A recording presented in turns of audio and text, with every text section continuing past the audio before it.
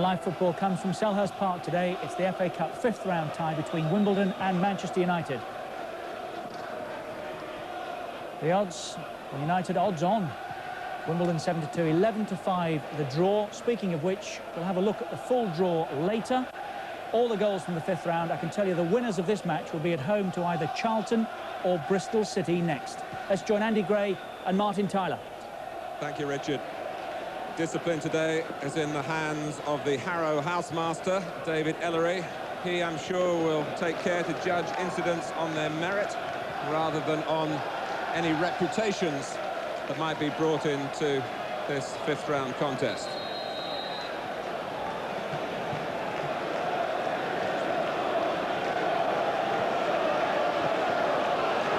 There are some fiery characters involved in a fascinating cup tie. Manchester United, a marvellous season, 31 games unbeaten, but nothing yet in their grasp.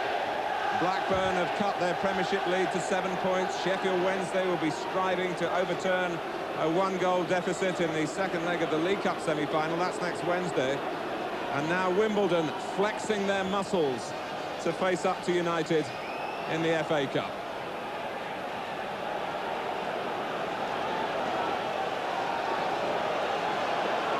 Late afternoon in South London. The weather is cold. The pitch, though, with enough give in it to give some comfort to the players. Wimbledon wound up, looking for a cyclonic start. But beneath all the bluster, I can tell you they have a very healthy respect for Manchester United. They know they have to perform to their game plan to seek out success here and not let the likes of Hughes settle on the ball, supported by Ince. The fast start coming from Alex Ferguson's man. Hughes has the shot. Just when it looked, and one or two of the Wimbledon players were wondering about a whistle. I have to say it's wonderful refereeing from David Ellery. He could easily have given a free kick there, but he spots quickly that Hughes has got an opportunity. And Hans Segers almost makes a mess of it.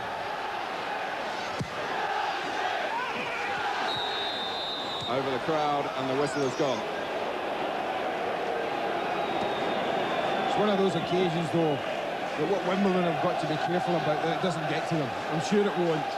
But it can so easily pass them by. They're so wound up for it that they don't do themselves justice. And I think Joe Kinnear will be hoping that, you know, the talking's over with now, but his players can do themselves justice after last week's fine performance against Newcastle. But Wimbledon, in particular, know all about Mark Hughes. He scored more goals against them than any other Manchester United player, although Gary Pallister has popped in a couple, including one this season at Old Trafford in a 3-1 win, when Wimbledon will be the first to admit that they were well beaten. Jones. Fashanu trying to get height into the lead, but Pallister, who invariably picks him up in these contests, got there first. Keane. Now this is where Wimbledon have got to watch out in how their three in midfield effectively handle the four of Manchester United. Go on. Jones on Keane. There'll be plenty of commitment, there'll be plenty of passion, there'll be plenty of tackling.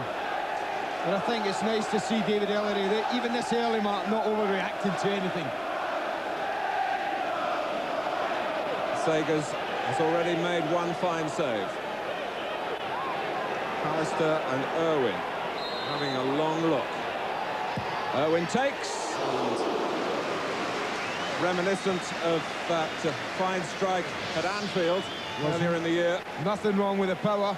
Certainly nothing wrong at all with that, except about 6 feet too high. But it's a warning. Dennis Irwin's confident enough to try it for almost anywhere at the moment. In the pursuit of this particular piece of silverware, no one is making it easy for Manchester United. Away to Sheffield United in the third round, away to Norwich City in the fourth, and now another test of strength at Selhurst Park. Well, Paul Parker coming across, dragged across by the run from left to right by Gary Blissett. Well, you can expect lots of this today. Lots of pressure whenever they can, in and around Manchester United's 18-yard box. John Scales right in there. And Fashioner's header stopped on the line itself by the dive of Schmeichel. Kanchelskis gets the better of Gary Elkins. Fitzgerald is drawn across. Hughes coming in. Wimbledon had players scuttling back from the set piece in the other half. But that long throw-in from Vinnie Jones will give them some confidence. I can't help thinking, though, a better header from John Fashanu, and he may have put his team one up. You can see he didn't get an awful lot into it, and what he did get into it, half the pace was taken off it by Gary Pallister's back, and that made the save easy. That was an opportunity.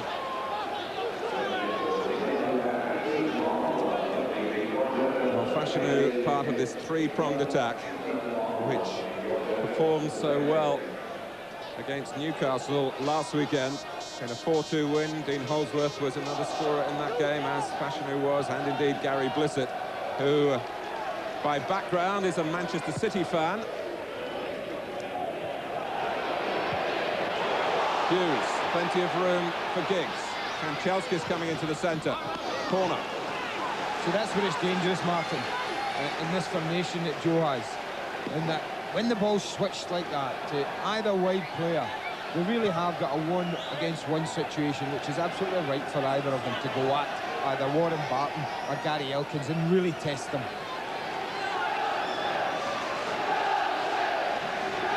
Giggs with the corner.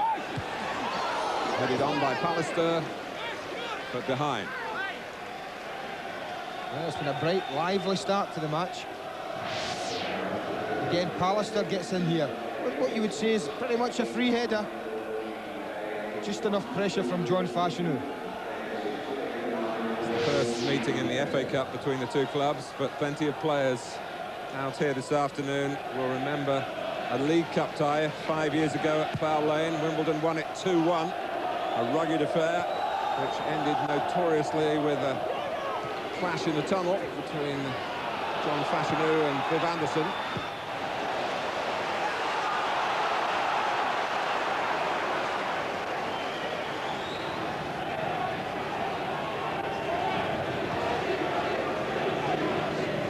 But as you say, Andy, the appeal of the game, obviously there from the draw itself, but in the way it's being mapped out by the two camps, Wimbledon have come with an aggressive attacking philosophy, playing the three strikers, leaving a man light in midfield, which we've seen already is suiting the strengths of Manchester United. Peter Fear, former youth team captain here. Hughes. Giggs. Here's Parker. Cantona coming deep to collect, but not collecting. When you think that Joe Kinnear is really taking a gamble, and that's what he's doing with the three front men, you can bet your life that Robbie Earle will be bombing forward, and even Vinnie Jones has started quite far forward. It's ideal for Manchester United to soak it up and break very quickly, and there's no better team in the land at doing that than Manchester United at the moment. Fashanu playing for an obstruction that wasn't given.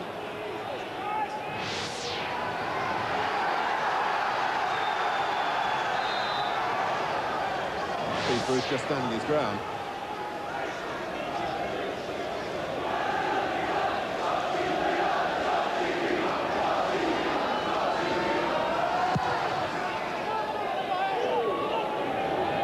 Fitzgerald competing well with Cantona, and Warren Barton with Giggs, who was a little on the late side. Free kick to Wimbledon. We shouldn't forget that amidst the strength and the systematic play of Wimbledon, there are some talented individuals, and Warren Barton would certainly come into that category. Joe Kinnear believes he's a candidate to catch the eye of Terry Venables. And Joe knows a thing or two about right-back play. He was a fine purveyor of that particular art.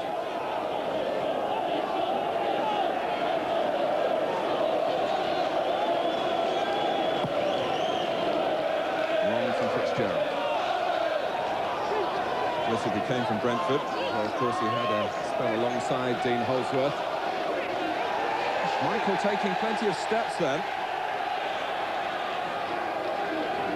He seems to become more and more excitable with each passing week.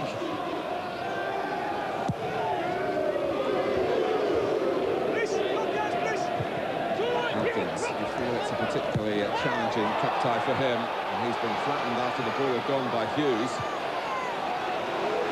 David Ellery noticed it. Whether he'll do anything about it when the game stops, we must wait and see. It's not stopped yet. Gary Elkins actually being spoken to now by the referee. Presumably the message, he saw what happened. And they'll be keeping an eye on Mark Hughes in that particular type of challenge. Hughes going in again. Jones didn't flinch. Wouldn't have expected that, would you? But they'll take that, Wimbledon, they'll take throw-ins, anything from 30 yards out. They'll take free kicks, they'll take corners. Holdsworth.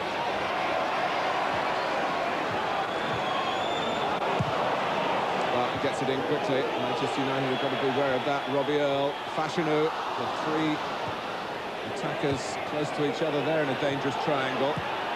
Jones, not so much available in wider positions. He'll be back by Fitzgerald.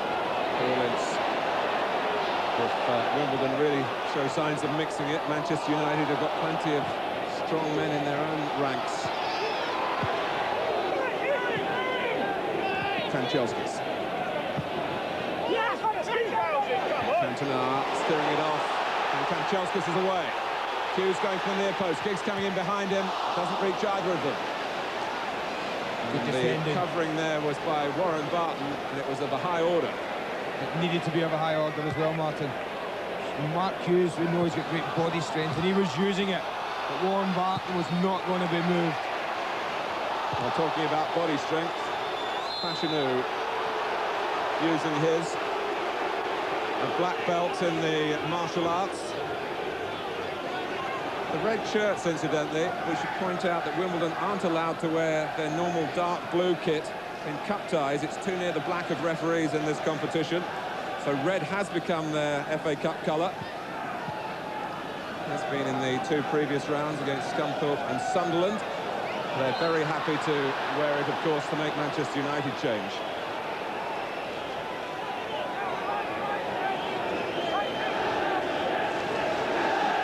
Interesting looking at Eric Cantona. Very little involvement from him in the opening 10 minutes of the match. Michael putting the ball forward quickly, and Cantona was caught.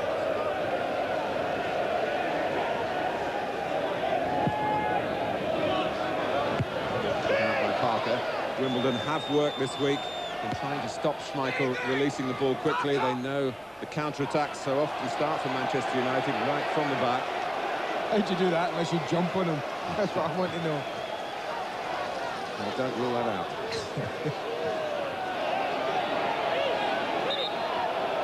Jones being told to get on with it. So that was a smashing throw-in. Great trajectory.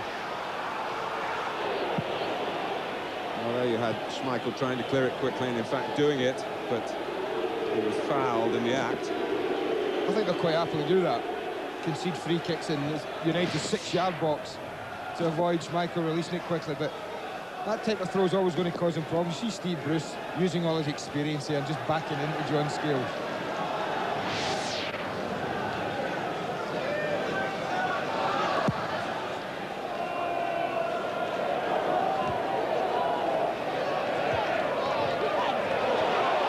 Knocked off by Cantona. Safety first by Fitzgerald. A bit of a disagreement there with Barton.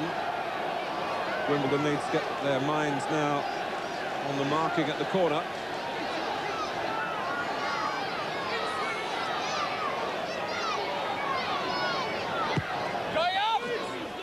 Short route by Manchester United.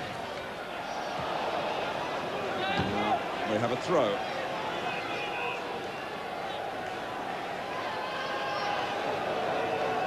To be taken by Andrzej Kanchelskis.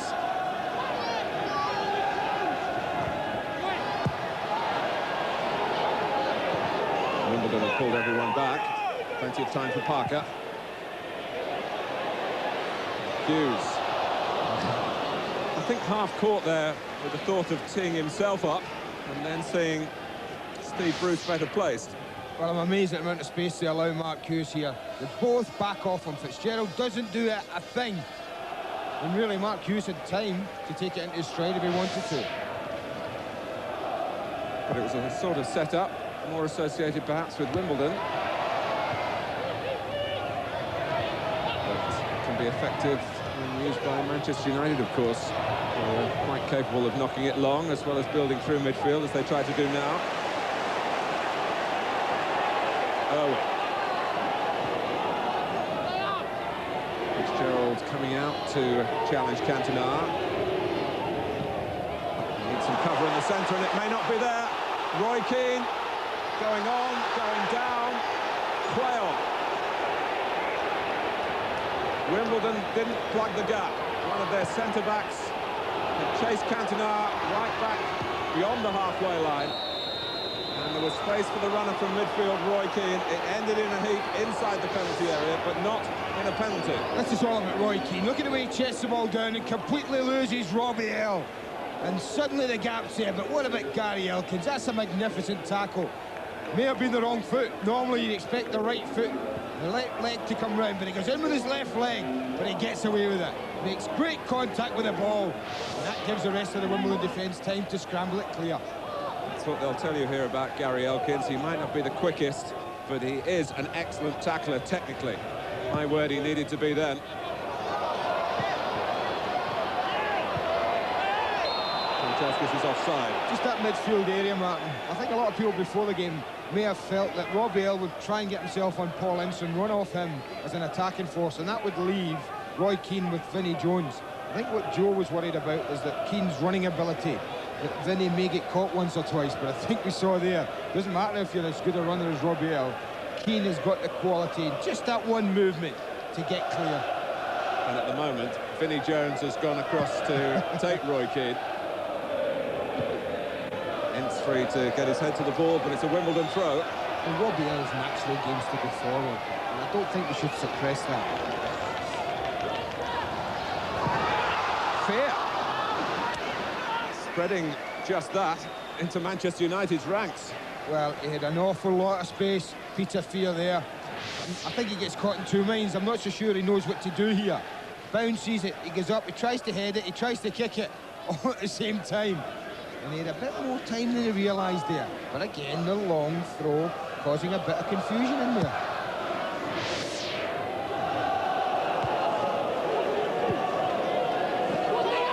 Only all-Premiership tie in the fifth round, which tells you so much about this season's sensations in the FA Cup, which have continued today.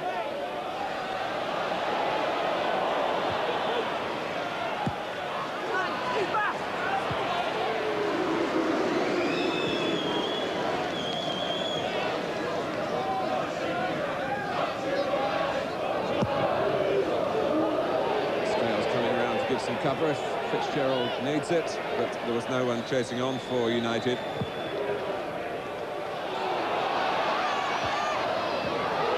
Holdsworth and Blissett. One long clearance from the goalkeeper, and suddenly there was action right on the edge of the Manchester United penalty area. But that's where Paul Ince is invaluable. The holding player for Manchester United for the majority, and that's exactly what he was there, right in a position to get a tackle in on Blissett when it was needed to help his back four. Pallister.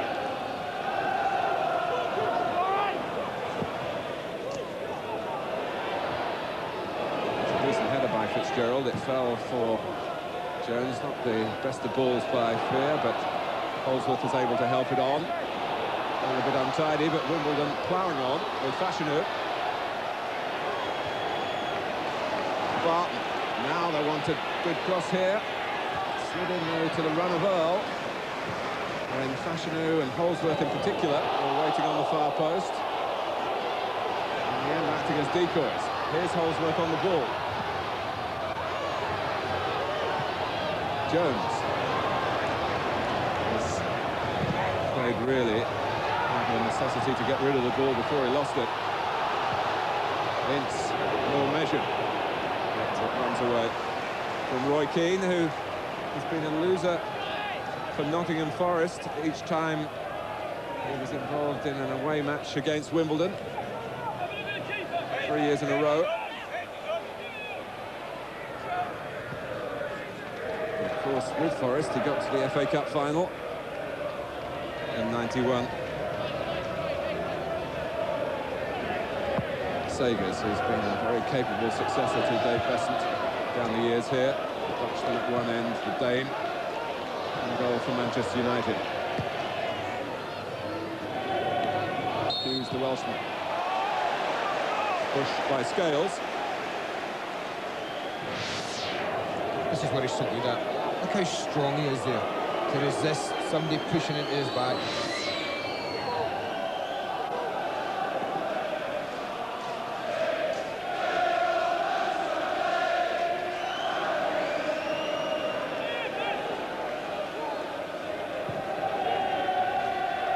Cantona. Barton will follow Giggs in field. Throw to United.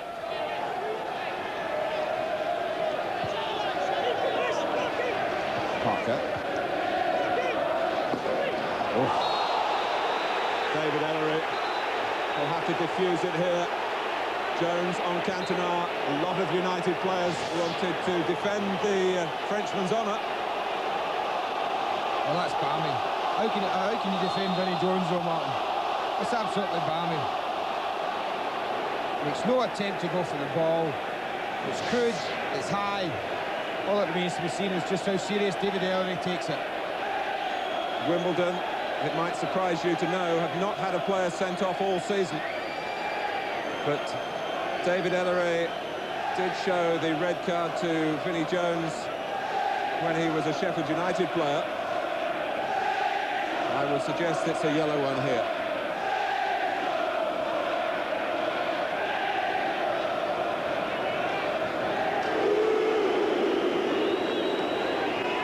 Well, any other discretion of that nature, and there can only be one outcome. One or two antics at Norwich might forfeit some sympathy around the country for Eric Cantona, but it was a bad tackle on him. United have the free kick.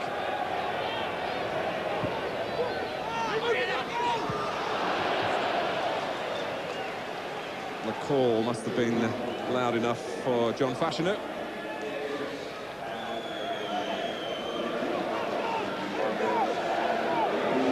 Success does seem to breed jealousy, and Wimbledon have received an unusual amount of letters from well-wishers, from those who would like to see Manchester United beaten today.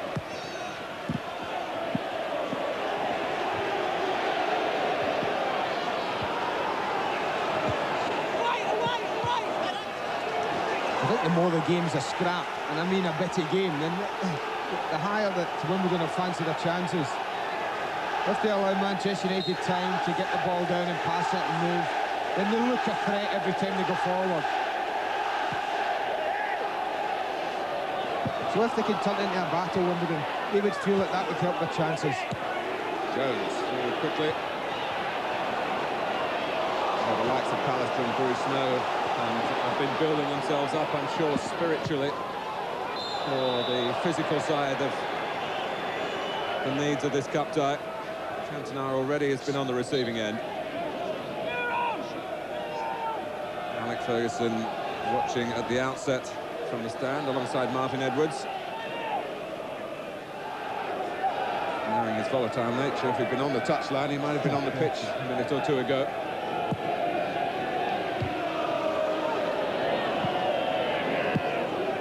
Scott Fitzgerald.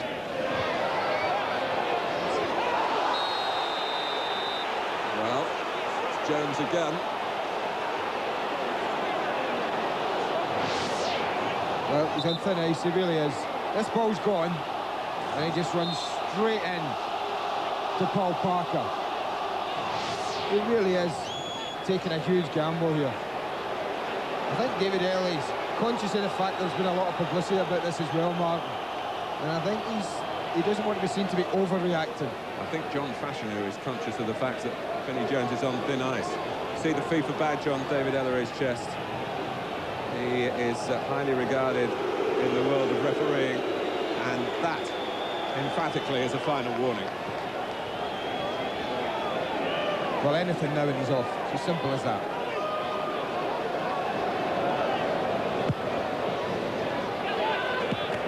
0-0. Here comes Fashanu. Back from Bruce.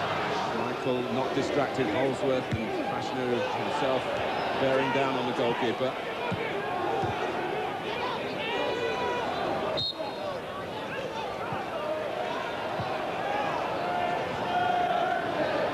And look at the pure footballing styles that are being set up against each other here. Clearly pay Manchester United if they can to keep the ball in wide areas. And now Mark Hughes gets embroiled in a challenge that caught the eye of the referee. Well, Mark's never been known for wanting to pull out of challenges. Always competitive. And sent off, of course, at Sheffield United in the third round. Having scored the goal that started this cup run for Alex Ferguson's side. Free kick to Wimbledon. Stops and starts at the moment. Jones got to it. And again, not really giving a problem to Ince. There's Fear. Working for the cross. And it wasn't cleared cleanly by Pallister. Barton's header is a bit of a stray one. And Earl saying he went for the ball. The outcome was clear that he didn't get it in the mind of the referee. Keane was fouled. Another card for Robbie Earl this time. I think Robbie Earl, in all honesty, though, Mark, made a genuine attempt to get to the ball there. I think because of what's going on before, I think he's suffering a little bit with this decision.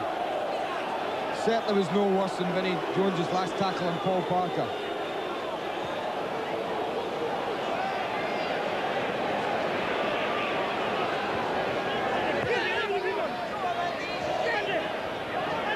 Chelsea's.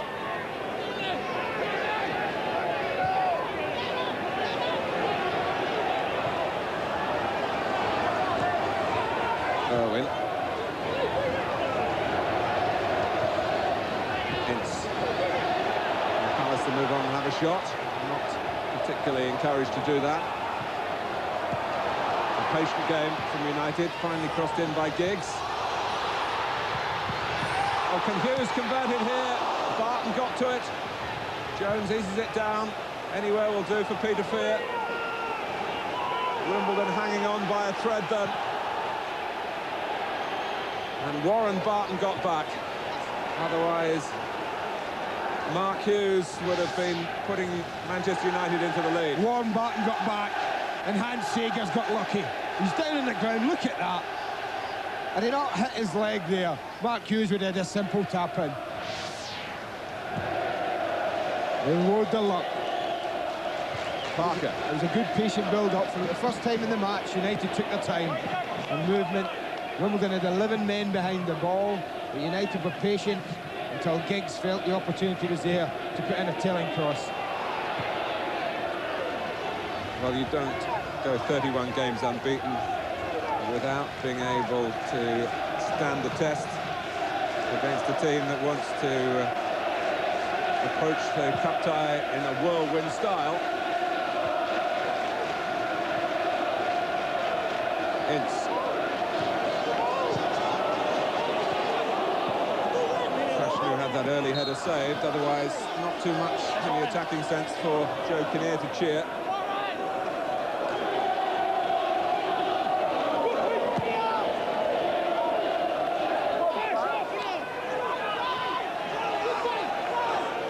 For the winners of this fifth round tie, home match in the quarterfinals against the winners of Bristol City or Charlton.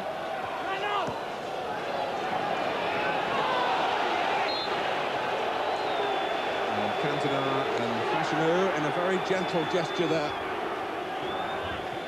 No reaction, no retaliation. Free kick to Wimbledon. Now this is where Manchester United may feel some concern. They're not short of height in their own ranks.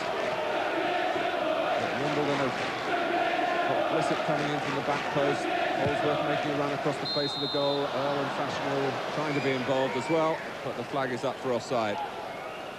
What Manchester United did well is they kept Wimbledon out at the edge of the 18-yard box. Wimbledon love to back teams off.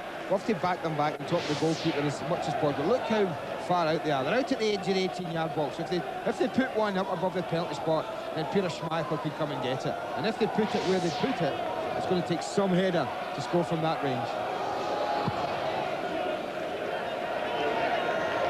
Well, that was a free kick that Wimbledon were working on Friday morning against a group of their own youngsters who defended much deeper than Manchester United did, so it wasn't a proper rehearsal. The test of that free kick comes, Mark, when it's about 10-15 yards further upfield, level with the 18-yard box. It's another free kick.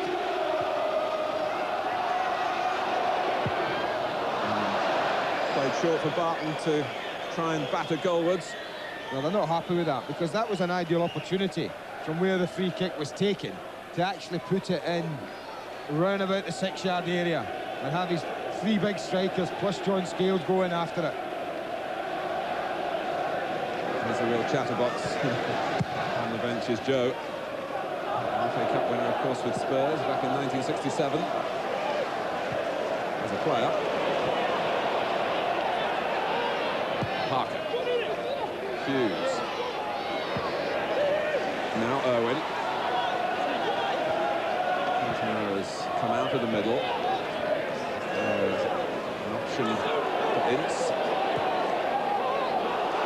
Ginks.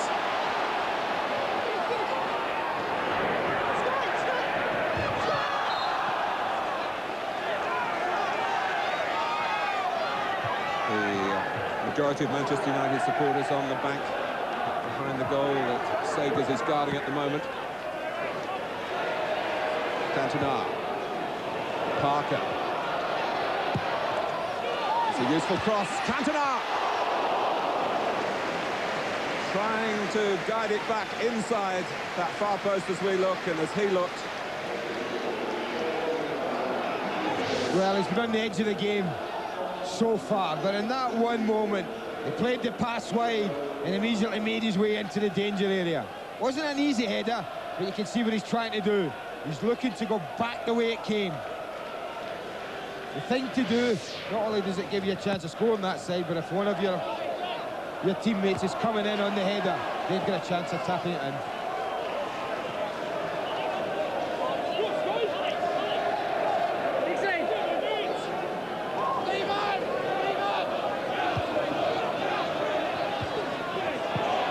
Holdsworth. Now Fear. Barton with a chance to plant it in. Looking to let it run. Jones trying to make it his. Elkins did well, as there was space behind him for Keane to accelerate into.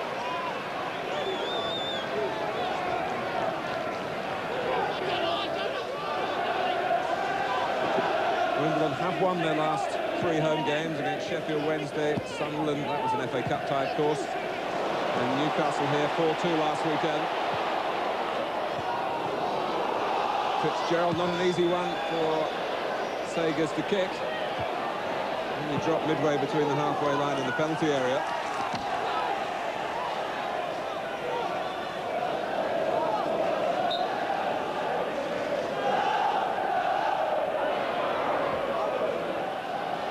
Cantona. Positional play by Elkins. He needs some more of it here.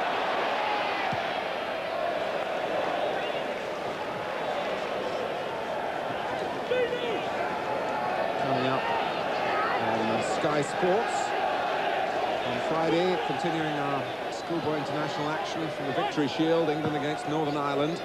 Strongly recommend that to you. Super Sunday in London again at Stamford Bridge. A match with than a passing reference to the relegation situation.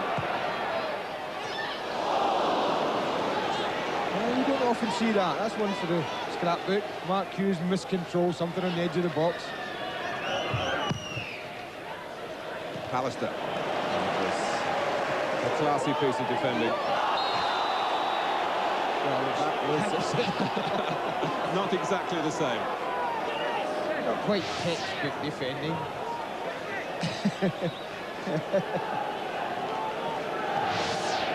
Ellsworth growing his hair, looking a little bit like Ryan Giggs. United are in control just now. They really are. The last 10-15 minutes, they've been very comfortable on the ball. They've been able to find space. They've been able to pick the passes, forcing Wimbledon further and further back from the edge of the box. The only thing they haven't done is connected in the last third. I don't think that should surprise anyone. Wimbledon not known for keeping possession.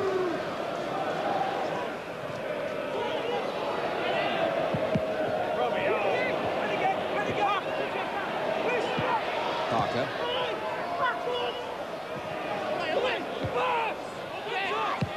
He's all doing the defending.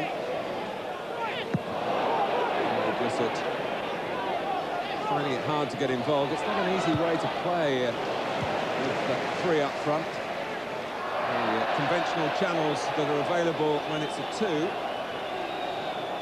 just seem to be cut off. Blissett's brief is to come in from the left-hand side whenever possible, particularly when Wimbledon build up from the right. But it's Jones on the left with a throw.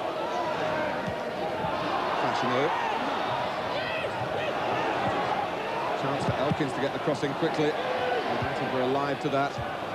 Defend the second ball well through Bruce. Fitzgerald. Bruce again. Holdsworth. And then Jones, who first arrived on the scene with a home debut back in the mid-80s against Manchester United, and he scored the goal that beat them at Plough Lane. The trouble with having three strikers as well is that they get so narrow at times. But it does make defending against it quite easy. You see the difficulty Holdsworth had there of trying to get it down and get past players. And the back four of Manchester United was close contact with each other. Hughes.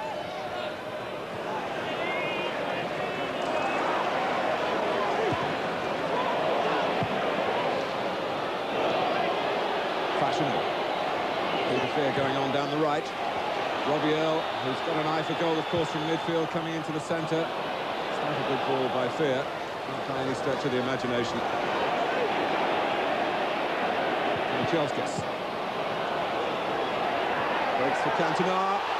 Kanchelskis. And once more, Elkins was there in the nick of time. He certainly touched the ball back to Sagers, as you can assess from the goalkeeper's reaction.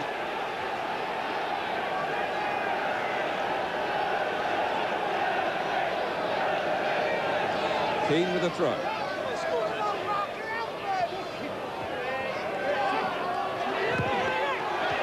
Just wonder whether the two bookings have also had an effect on Wimbledon. And they certainly will have an effect on who's been booked. I think that's for sure, Martin.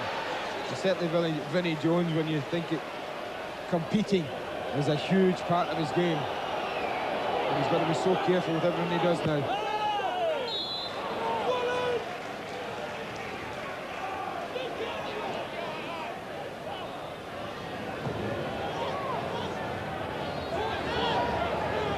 Here's Fear.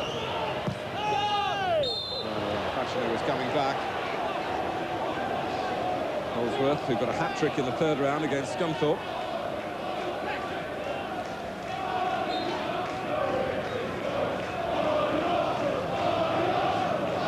Pallister. Irwin. There's a relaxed look about Manchester United in possession now. He's got it through for Hughes. Looks down at the pitch rather ruefully. Didn't hit it cleanly. Great interplay from Hughes and Ince, it really was. And when the ball breaks to Hughes on the edge of the box here, he doesn't hit it in the way we know Mark Hughes can. Especially at the sharp end of the Wimbledon reaction in attack.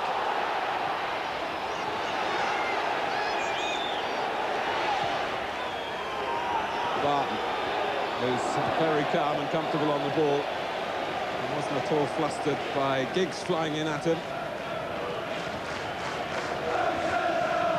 Good contest. Giggs, who's been spared, as I said at the start, one or two of the physical fixtures on Manchester United's list in the past. It had started the last couple of games against Wimbledon. Ferguson feeling that he's stronger now. He needs to be. He's bumped there by fear.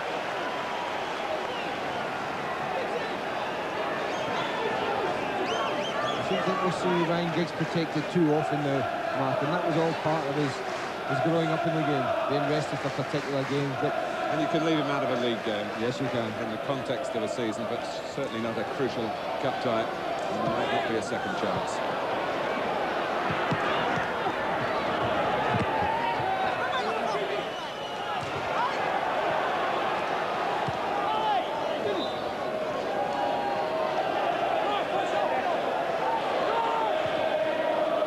Giggs.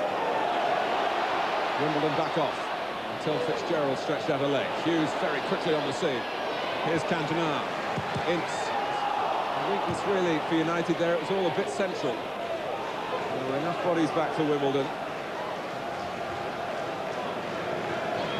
pressure's just back on them though, Martin, because they just whack it forward like that. If they don't connect with one of the front men, they're just giving possession away. And back from Manchester United. Holdsworth just holding it up for a moment and then looking for Fashanu, who did win it, but there was no support for him. Hughes, lovely touch. It's a sweeping Manchester United attack here. Keane, Kanchelskis. They're massing in the middle in the green and yellow halves. And over the last 15 minutes, it's just been looking a little ominous for Wimbledon, but it's 0-0 with 5 minutes to go to half-time.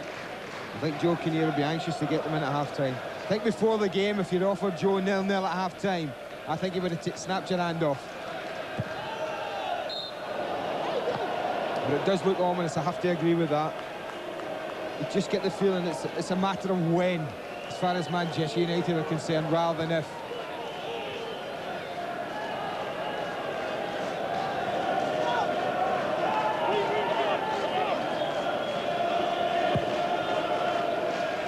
Cantona did well to get it to Hughes.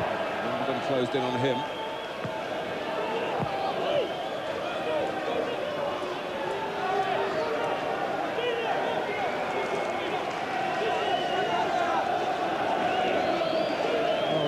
Ferguson's time. There have been some problems against Wimbledon for Manchester United. Remember, Wimbledon are still the last club to win at Old Trafford. But Wimbledon have managed just that one win in the last 10 league meetings. And United have had a happy habit of winning here since Wimbledon switched their base to Selhurst Park.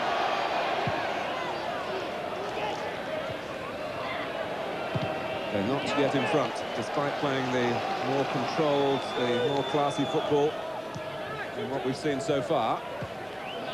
And one thing you can be sure is that Wimbledon, if they're feeling any pressure and any adversity, they're the sort of side that get bound together by those situations. But the booking for Jones has made him tread a much more careful path. And Manchester United have been helped by that. They're the bosses in midfield at the moment. Irwin. Kanchelskis coming in. Elkins' header only goes to Cantona. A glorious goal! 2 minutes before half-time, and what can you do about that? Wimbledon had no answer. Quite amazing. It's not a great header defensively. You can see how Gary Elkins is struggling. He needs a call. He needs his goalkeeper to help him, and he needs a far better header. But from that, it's all about the magic of Eric Cantona. Watch the way he just backs away, takes one touch to set it up. And what about the quality of the volley? Quite sensational. Look at that. One to admire, time and time again. And that's the answer.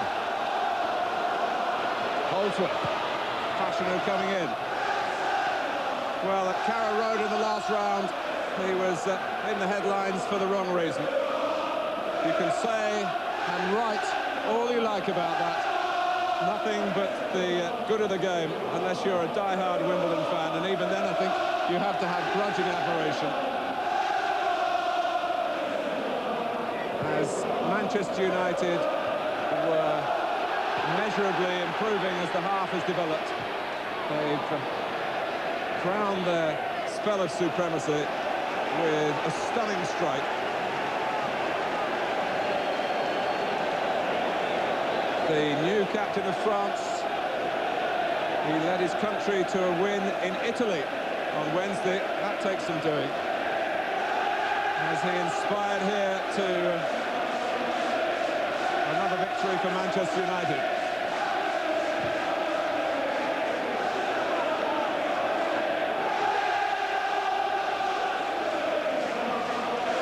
It's a little lesson as well, looking at Gary Elkins there, Mark. It's a lesson for any kids watching. You know, you look at defenders, when a cross like that's coming in, you could tell he didn't want to give a corner away. That would have been the simple and probably the sensible thing to do, because he was under pressure.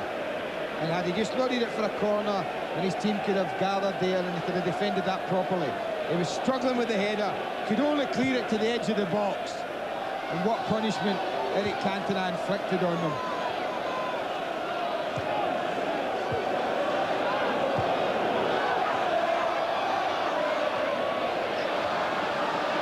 It's a shame in a way for Elkins, because they've been thoroughly examined in the way the match had shaped up before then, and passed the examination. Manchester United bear down on Wimbledon again. Fitzgerald trips Giggs, and David Ellery now has called Scott Fitzgerald across. Well, this is hand out the punishment for Giggs, isn't it? Full pace, one against one with a defender. And I don't think Scott Fitzgerald makes any attempt to go for the ball here. Giggs has passed him, and all he's doing is taking Giggs out the play. He's a lucky boy. Well, David Ellery gave no indication there, as of course he's not able to do, of whether he considered red. But it's another yellow card, the third for Wimbledon in the first half. An indication again of the balance of power at Selhurst Park. We're in stoppage time at the end of the first half.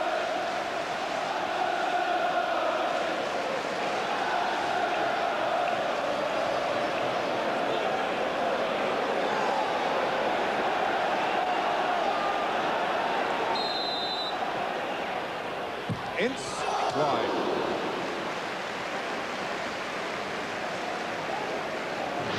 Nothing wrong with the strike.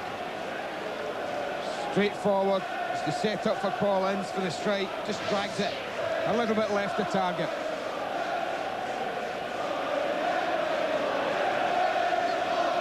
Well, it was important for Joe Kinnear to get his team in at 0-0 at half-time, Martin. They haven't been able to do that because of the brilliance of that man. His 18th goal of the season. Something very special indeed. But plenty of justice in the scoreline for Alec Ferguson. Manchester United growing and growing as the half developed. Furrowed brows for Wimbledon. At half-time here, it's Wimbledon 0, Manchester United 1.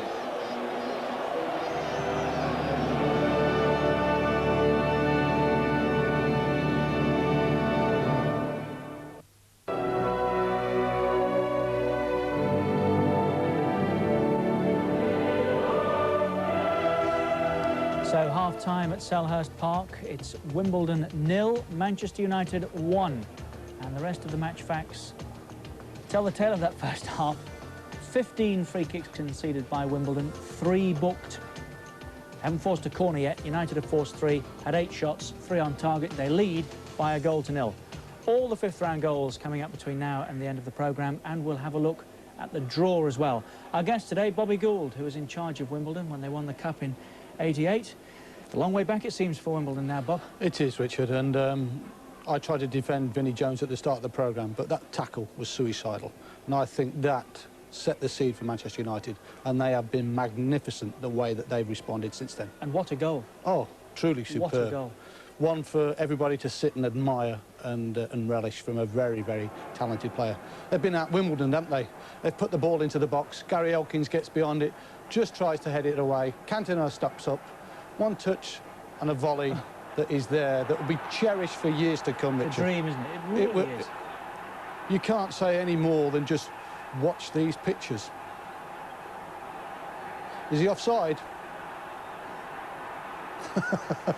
You don't want to destroy a goal. Allow a goal like You that. can't destroy a goal like that, Richard. But I've only just spotted it there when we've watched it from another camera angle.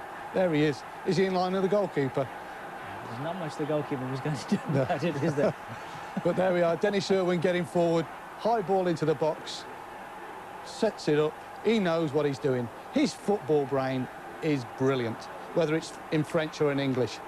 And that man there, Richard, deserves every credit because he's set these Manchester United lads on the right roads to success. As you were saying, that was the perfect answer to that challenge from Vinnie Jones. The only answer. Vinnie, he's got to grow up at some stage. This is suicidal. You cannot do that.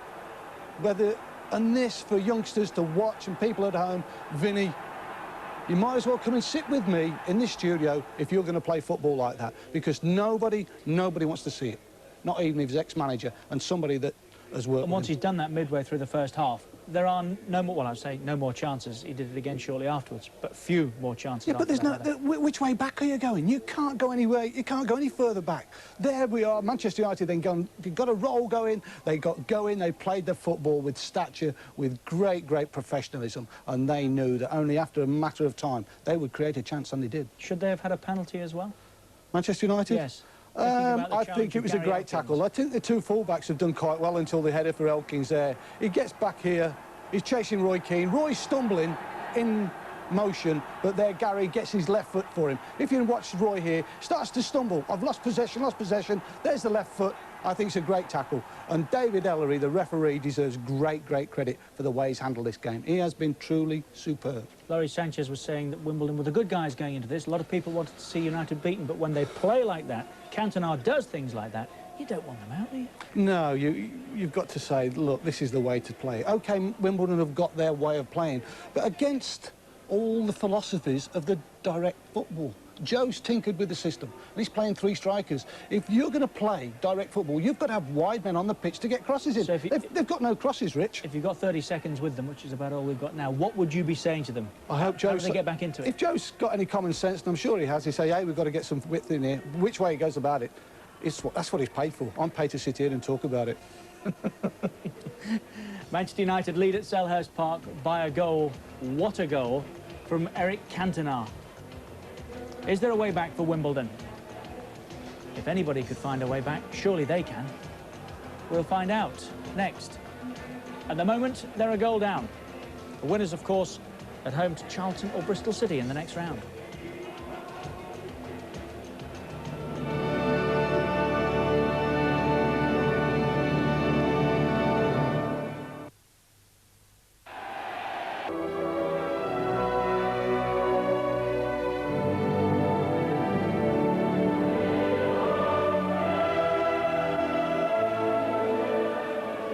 Selhurst Park's the venue. Wimbledon trail by a goal to nil. That goal scored by Eric Cantona. It's one we'll talk about for a long, long time, for all sorts of different reasons. Fabulous strike, wasn't it? But as Bobby Gould said, was there an offside in there? If Kevin Keegan's watching Bobby, I bet he'll say yes. He scored one for Southampton, I think, not dissimilar to this, many years ago. Was disallowed for the same reasons, a player standing like Kanchelskis here in an offside position, but you can't disallow that, can you? You can't disallow it, but technically he's offside. The linesman is going back with the play with the header, so he hasn't noticed the player. I'm just watching that screen there and seeing it as it happens. The linesman's gone back with the play, so his motion's going that way. He's seen Cantona stroke the ball, but he hasn't seen Kanchelskis run round the back, and he's in the view of the goalkeeper. Linesman's come back, yes. Is he interfering with play? Jack Charlton says, of course, if he's on the pitch, he's interfering with play, so he must be offside. That's his argument. Do you agree with him? Well, the linesman's there to make decisions. He's going the opposite way, and there's Kanchelskis. It's a wonderful strike, wonderful strike. I wouldn't like to say we disallowed it and Alex Ferguson gets hold of me.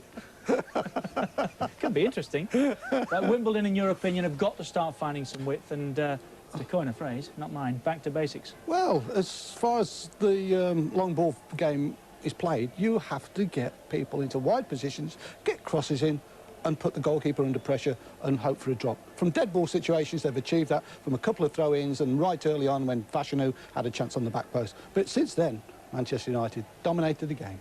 Certainly the last 20 minutes of that half, they haven't they? It was very stop-start and played really at the sort of tempo I would imagine that Wimbledon wanted for a while, but Manchester United got a hold of it, didn't they? Yeah, but Wimbledon had a free kick there, and they didn't put it in the box. You could hear the lads going mad, you know. They played a short one, he had a shot at goal. These Manchester United supporters must be delighted and thoroughly enjoying every opportunity they are now, because they're in the driving seat. They now have got to say, hey, we've got the ball, you come and get it. It's not in United's nature to sit on it. No, not the way they play. They've not been educated that way now, Richard. They're educated to go forward. And Scott Fitzgerald's got to be lucky there he wasn't sent off for that tackle on Ryan Giggs, because if he's through one-on-one, you'd fancy Giggsy. But three wise heads there. Was that the game plan, to interrupt their rhythm as best they could? Is that why they've ended up with 3 booked in the first half? Well, yes. Vinnie Jones, his tackle is suicidal, isn't it? You know, and then we had Robbie Earle, I thought, was a little bit unfortunate. And Scott Fitzgerald's lucky to stay on the pitch with what's gone on. He knows the rules, he understands it, but David Earle, he's tight to take the heat out of the game, keep it under control and earn the respect of the players. And that's what David Earle has done today, earn the respect of the players. The favourites are in front. Manchester United lead at Selhurst Park by 1-0. Let's rejoin Andy Gray and Martin Tyler. Thank you, Richard. Eric Cantona has the goal to his name. Andy Gray believed the linesman might have put a flag up, and David Ellery might have had the right to overrule him. I think that's what we should have, Martin. Like Bobby Gould, I was too busy admiring the quality of the strike. But when a situation like that arises, I just think it's a linesman's duty. If he sees a player in an offside position, to stick his flag up. Then there would have been plenty of time for David Ellery and himself to have a little chat, and if David Ellery felt the goal should stand, to go ahead. But I think the linesman's duty, if a player's in an offside position, is to stick his flag up and let the referee decide. Wimbledon have made their reputation by their reaction in difficulties against the odds. Well, the odds look against them here and in this attack. Before Joe Kinnear could get back to the bench, it was almost 2-0. Keane. Kanchelskis, Parker. It's the one area I feel that Paul Parker lets himself down in too often at that level.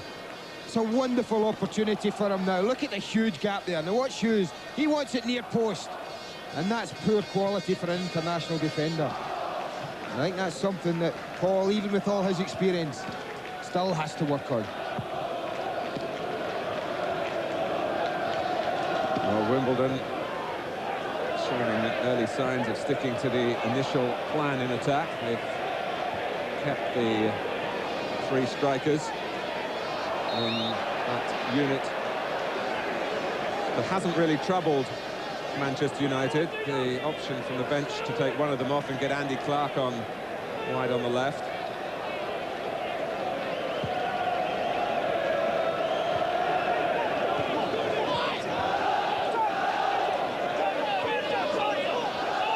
Irwin, pursued by Fear.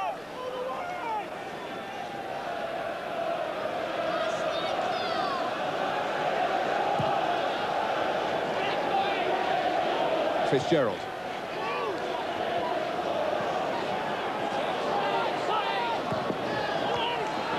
Cantona waited for the tackle. And Elkins didn't disappoint him. Passionate, trying to force the play for Wimbledon. Blissett, keeping going. Cantona able to turn and confront Wimbledon again. Looking to bend it in behind scales for Hughes. It's forced him a little bit wide. Still Hughes. Still Hughes and Segers,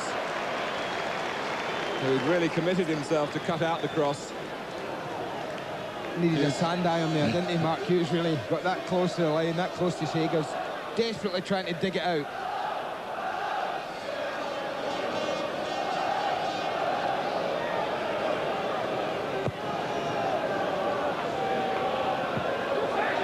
Pallister.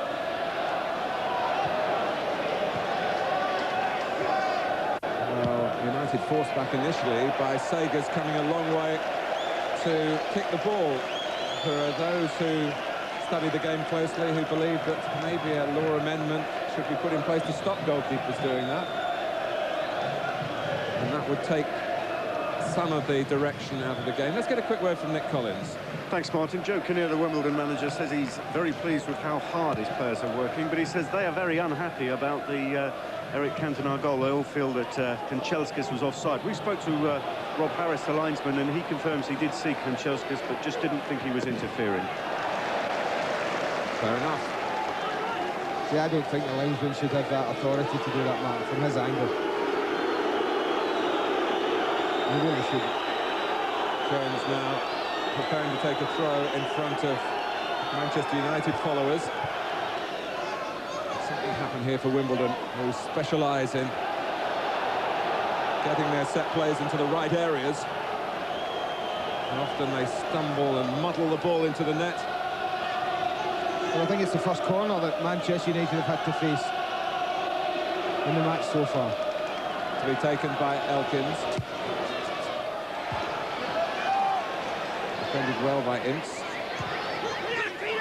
That's where they've been working on not playing the ball into Schmeichel's hands. Hughes lofting it neatly for Keane.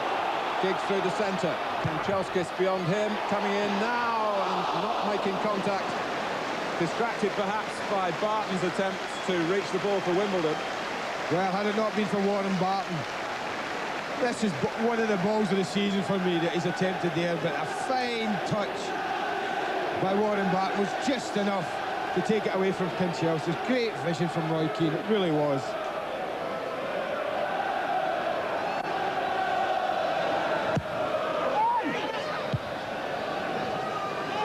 Bruce rather turned his back, the ball's gone back to Giggs, who's offside. Steve Bruce, of course, has cause to remember the 5th round last season, where Manchester United went out at Bramall Lane and Bruce missed a penalty. They've not got beyond the 5th round, in fact, since they won the FA Cup in 1990.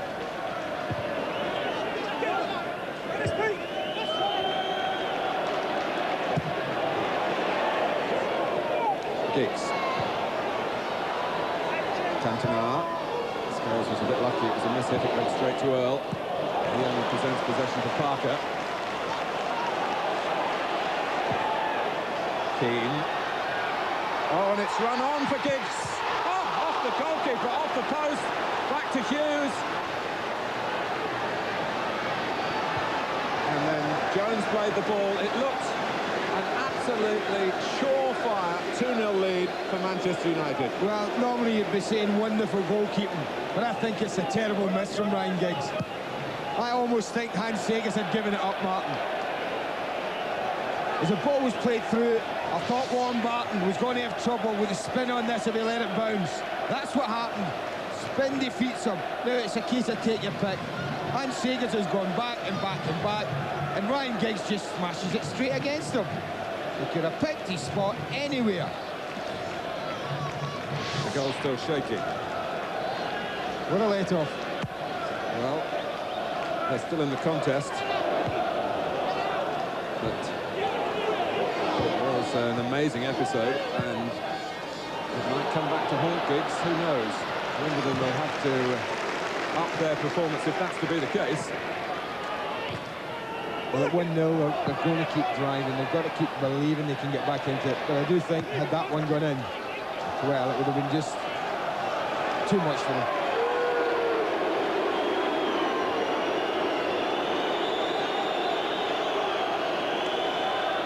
Hughes is coming back with Scales.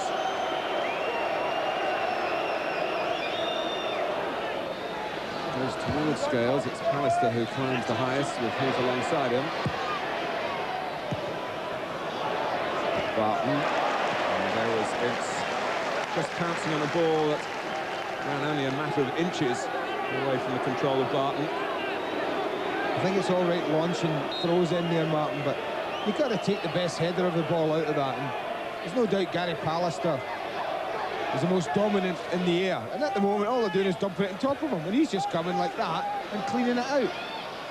And somebody's got to see that and say, hold on a minute, let's try and take Gary Pallister away from an area and throw it into a different area, because he's won everything in there today. Well, there are a lot of theories about how to beat Manchester United, but only Chelsea and Stoke City, of course, in the early rounds of the Coca-Cola Cup have actually done it. 31 games unbeaten, and 22 of those matches have been won.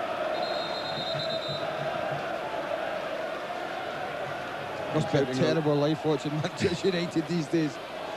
Where they have been fortunate, perhaps because of their terrific ability, they've stayed clear of injury. But Jim McGregor having to check out Dennis Irwin here. I think when you mentioned they've stayed clear of injury, and I think injury to key players, and it might sound strange, but I think there are players, even in this multi-talented side of Alex Ferguson's, that they would miss if they weren't available.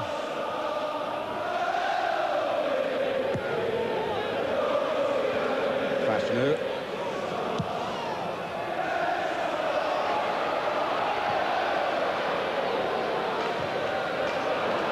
Boosted enough. Holsworth held up his hand in apology, trying to flash the ball across the face, but there have been very few touches really for the three front men. There's been no way that Wimbledon, who do play the ball forward with purpose, have been able to get the ball into the areas that they've certainly been talking about in their planning for this cup tie. Parker got a bit of a bad bobble then, to be fair. I think if he's making a change, then Gary Blissett's got to be the man, Martin, in this near side, because the plan playing him against Paul Parker, I'm sure, was for anything from the right side to be driving it across the face of United's defence, for Blissett to be coming on top of a guy who is, what, 4 or 5 inches taller than. That hasn't worked. And if you look at the other parts of his game, he's certainly not going to trouble Parker with his speed or his trickery either. Paul Parker, you feel, would be up to that. So maybe if Joe's thinking about making a change, that's the area he's going to be looking at. He hasn't used the three attackers very often, but on the odd occasion that he has done it, he was telling me Wimbledon have always won. This might be the exception, but they've got a free kick. And at 1-0 down, and given that they do have this great willingness to compete in difficult circumstances, who knows? Elkins plays it in. Again, Manchester United step up, but this time the flag doesn't go up. Out quickly by Schmeichel. Parker. It's Giggs trying to guide it down. Away by Barton. Owen first to it. Pallister makes himself available. Giggs, Ince, the teamwork of a very high order again from a team with a very high placing and a high pedigree. Parker crosses. Talk about this being the year of the underdog. It could well be the year of all time for the top dog. Mike Ferguson will tell you the treble is impossible. The bookies don't agree. The players don't know.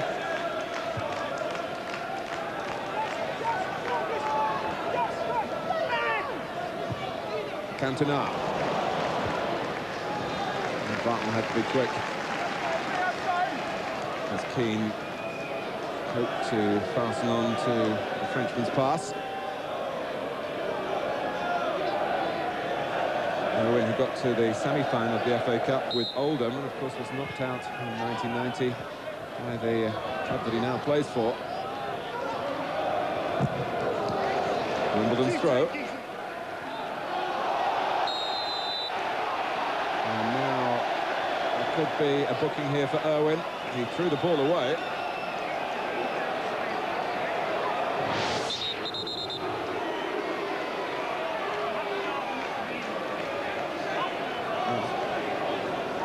Some referees automatically reach for the card when that happens.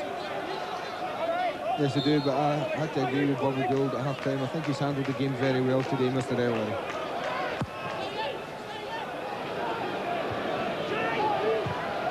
I think we should give the Football Association some credit because they picked perhaps the right man for the job. The game clearly needed an experienced referee, who has now penalised Fear for the first foul. That was a bit unlucky, Peter Fear, yeah. Both of them are just grappling with each other. More like 6 of one, half a dozen of the other there.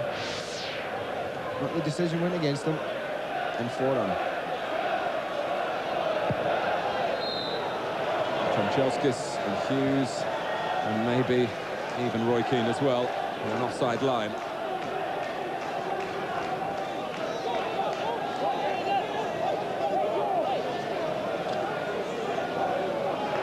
Well, the Wimbledon supporters in the crowd, outnumbered and quiet at the moment.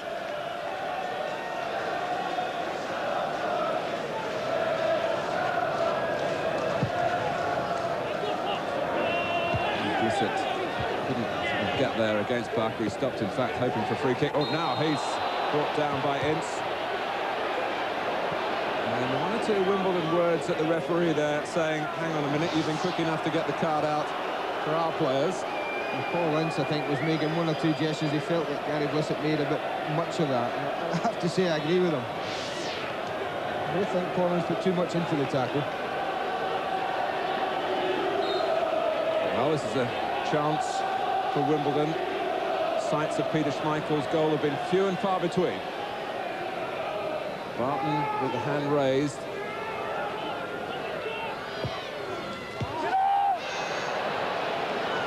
Elkins, a problem for Wimbledon here.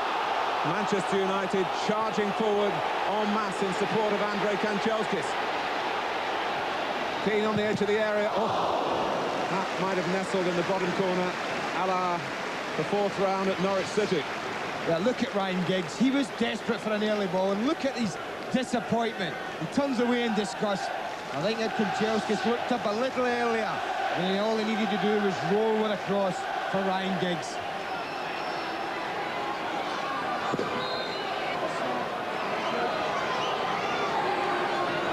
Half an hour to go. Giggs with the corner. Cleared by Holdsworth. Kanchelskis. It's all in front of Paul Parker. And now Dennis Irwin. Cantona.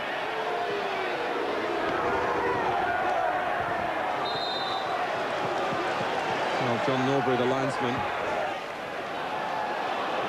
Well, it's a throw. Well, I think it was a flag for a free kick in the first place. Ince has the shot. And Wimbledon might have been wondering about a linesman again, as they were when Cantona scored. It's still not quite been sorted out, I don't think. Well, they would have had a case here, because you can see the linesman pointing to the ground there. He definitely gave a free kick, flagged for a free kick. Obviously, David Ellery didn't understand the signal clearly, because he let the throw-in be taken. And I'll tell you, that nestled in the top corner. And Joe Kinnear really would have had reason to be grieved. Wimbledon have got Andy Clark warming up. Player who had trials with Manchester United. Played a reserve game. Alec Ferguson decided not to take him on. And Clark was with Barnet. Shortly after that, he moved to Wimbledon. And shortly after that, he scored in a Wimbledon win at Old Trafford. Giggs. Scales sees it coming. But Manchester United tried to step up. Getting offside, the ball was deflected in any case. Giggs. Cantona. Hughes. And over. Just for a second, it looked as though it might drop back into play, and Giggs was hoping that it would. That was a fine save. Look at the perfection in the ball from Cantona.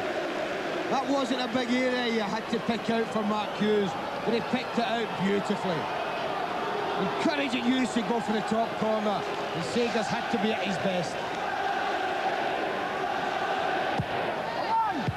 Another corner. It was another United attack in which Wimbledon were chasing the shadows.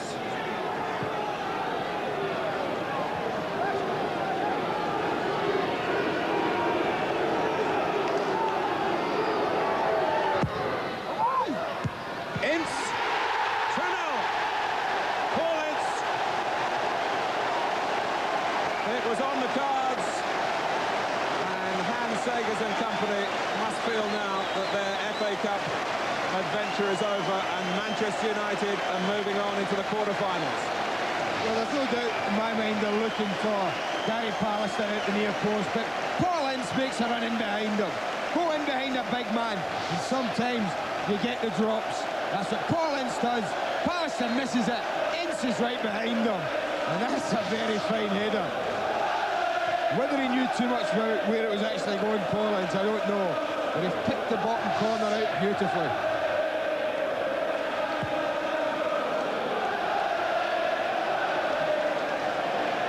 Here's Earl. Barton. Flag is up. And David Ellery initially pointed for a goal kick, but it had to be a corner off the deflection. Unless there's a major change in this game in the next 5 or 10 minutes, Martin, Wimbledon, I'm afraid, are on their way out of this year's FA Cup.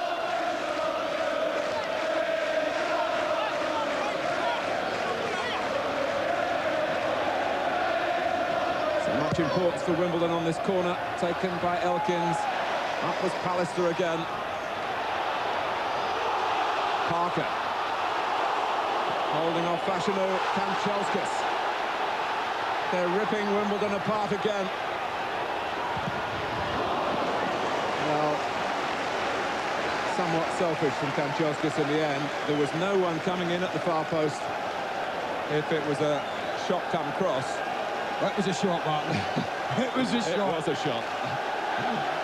The only question at the moment, and that's why Wimbledon have got to dig deep, is how many United are going to win by.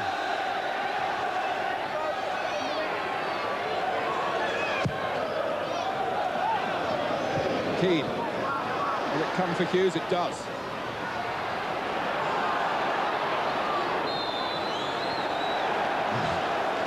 Even with a two-goal cushion, none of the fighters come out of Mark Hughes.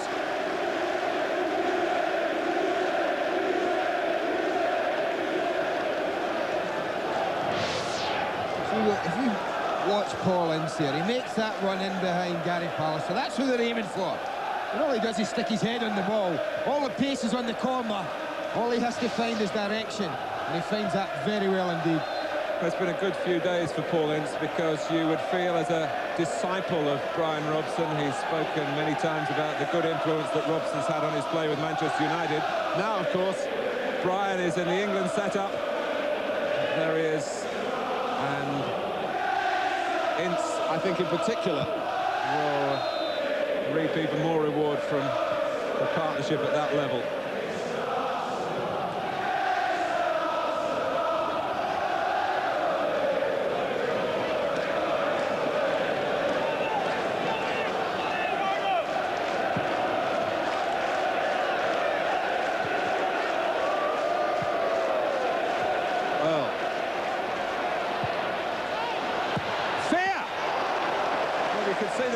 Trying to slide it inside the post.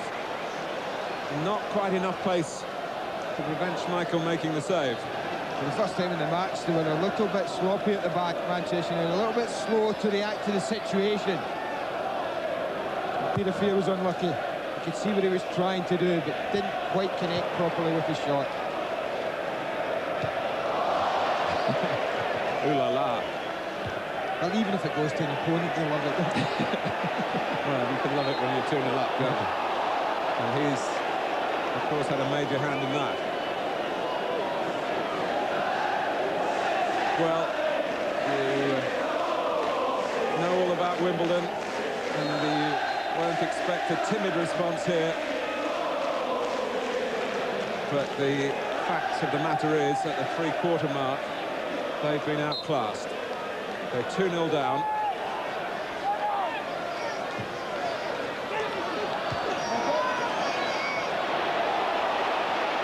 Giggs. There's such a sharpness about United. Segers was a bit slow starting to come, perhaps realising that there was enough pace on the ball in any case, but he wasn't absolutely sure, was he? Otherwise he'd have stayed at home. That was, again, a wonderful break from Manchester United. It really was. Must be frightening to teams watching to see them under such pressure 1 minute, and then within a matter of 10 seconds they're having an attempt at the other end with 3, 4, sometimes 5 players up in the attack.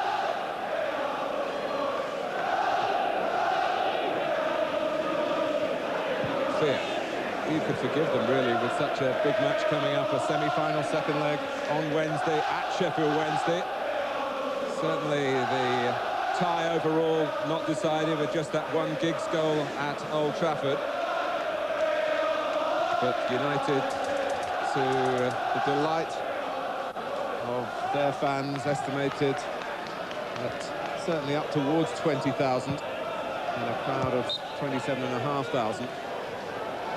I think one of the secrets of one of the secrets of successful sides is they don't take the foot off the throttle. You look throughout history at successful sides, the great Liverpool, Leeds, the Arsenal side, even the side of Everton I played in the mid-80s. The secret then was you don't take your foot off the throttle. You play at 100%, and then you never get complacent.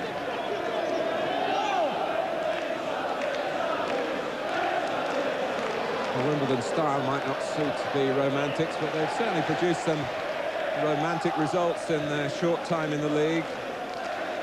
The 17th season, 8 of them now in the top division. Great credit to all concerned.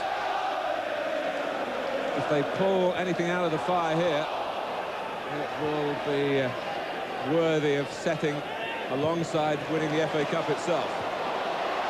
Cantona, Segers will sweep up.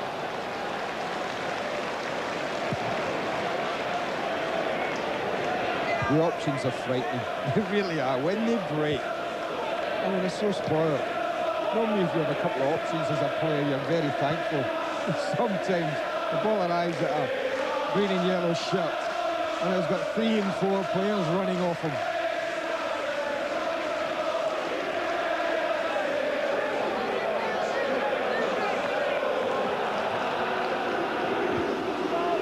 And who heads it away? Gary Pallister for the umpteenth time. Cantona has got 2 to the right. Kanchelskis is one of them.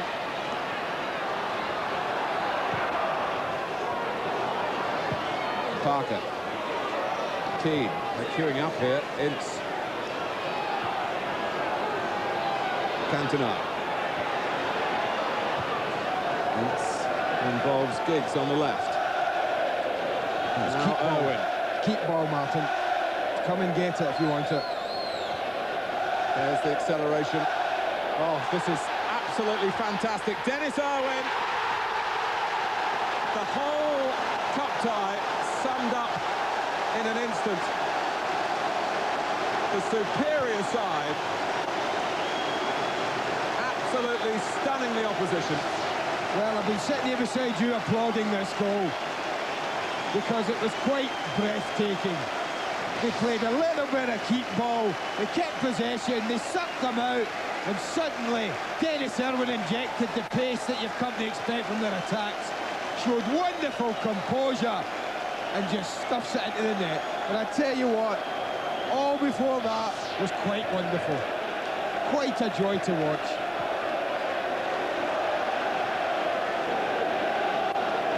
Well, we're sometimes led to believe that the best clubs from other countries have something sophisticated that's superior to what we produce in our own football-loving land. But that absolutely mesmerised Wimbledon and all of us watching.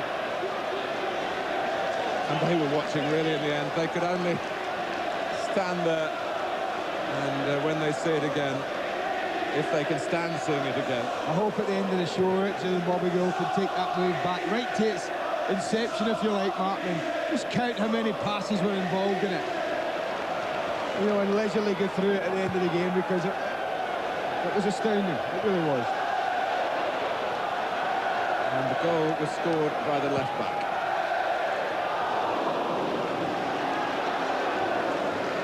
And now Alex Ferguson, his player's mind not turning to next Wednesday, but maybe the manager is thinking along those lines. Well, that's exactly what he's doing. Game's won. Cup tie's over here.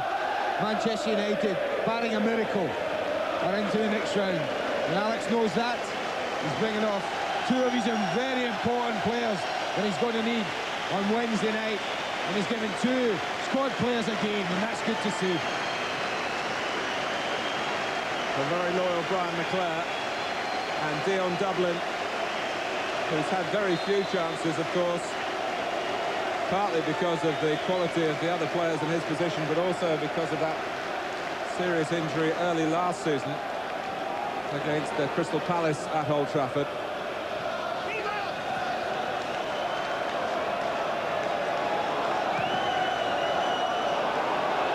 Kanchelskis chasing, and he's got there. Fitzgerald in the end gets his goal kick. That's incredible. Goodness, Michael, so alive and alert to all the running that was going on ahead of him. And the pace of Kanchelskis.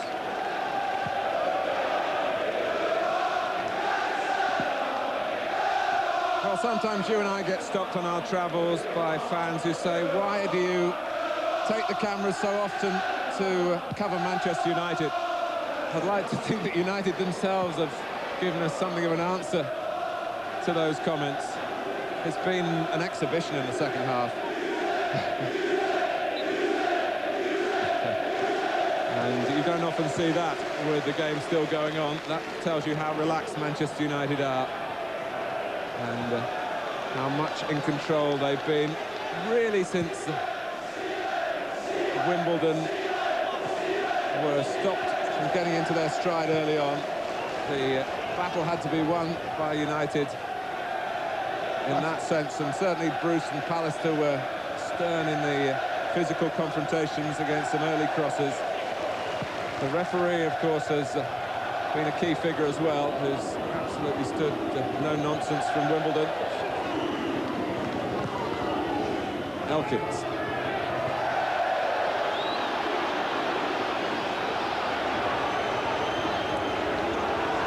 Wimbledon have got a lot of players forward here, including Jones, including Earl, but it's Bruce who gets there before him.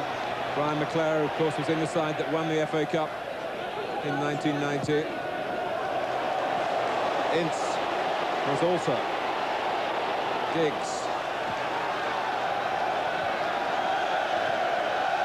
They're toying with the opposition.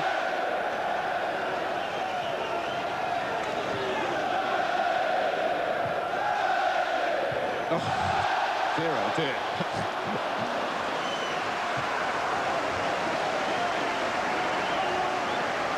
Time for the party pieces.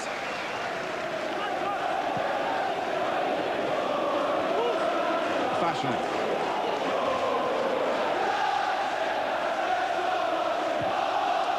Well, the one talking point from Wimbledon's point of view afterwards will be the first goal. Whether the flag should have gone up. Holsworth.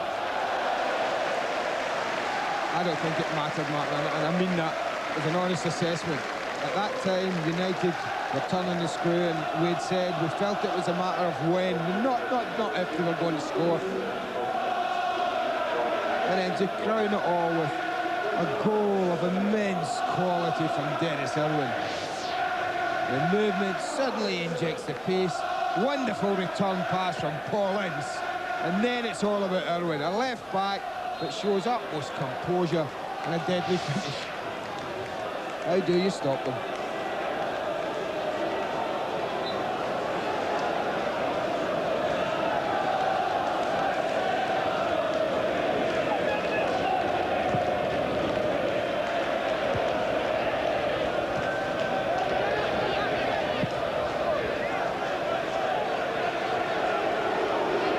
Wimbledon have a throw. Vinnie Jones, who has the FA Cup tattooed on a leg, as a memento of his win in the tournament in 1988.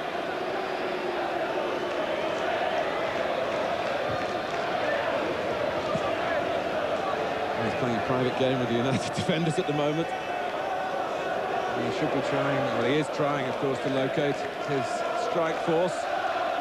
United have had all the answers. All he's locating is Gary Palliser's head.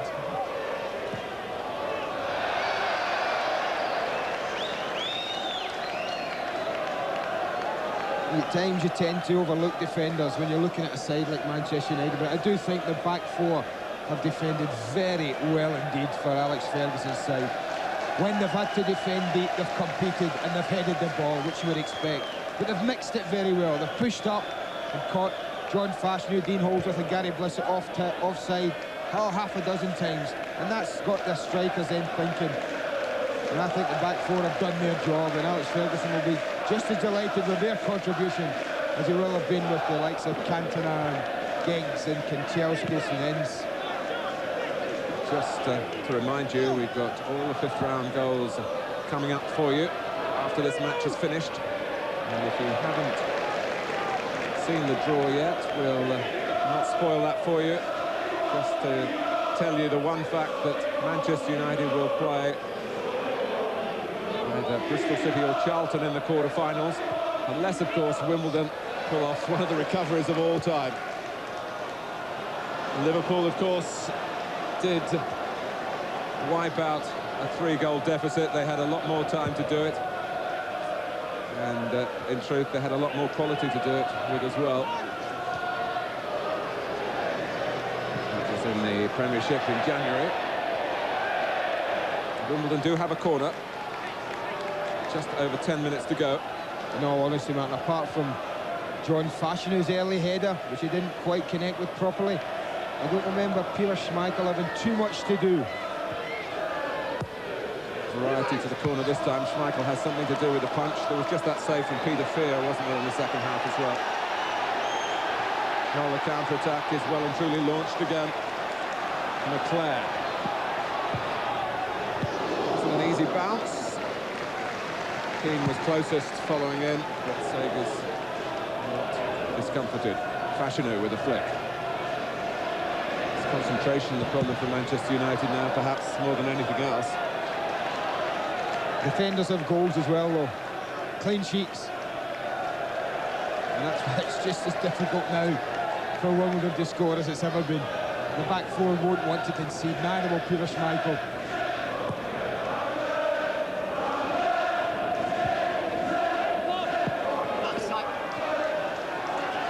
They've been totally exposed in both wide areas now. I feel sorry for both fullbacks, Warren Barton and Gary Elkins at times, because they're just flooding into those big gaps where they have no midfield players in front of them to protect them.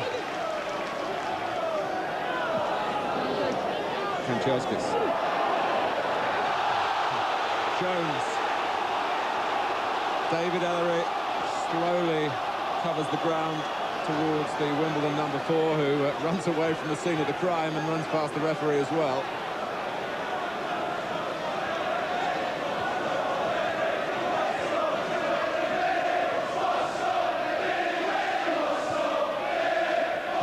And the United fans now taunting Jones. Ince. Well, it's as though they're playing with 14 men. Irwin, now Giggs. do is boot it forward. Blissett more central at the moment. And it's time for another calm intervention from Pallister.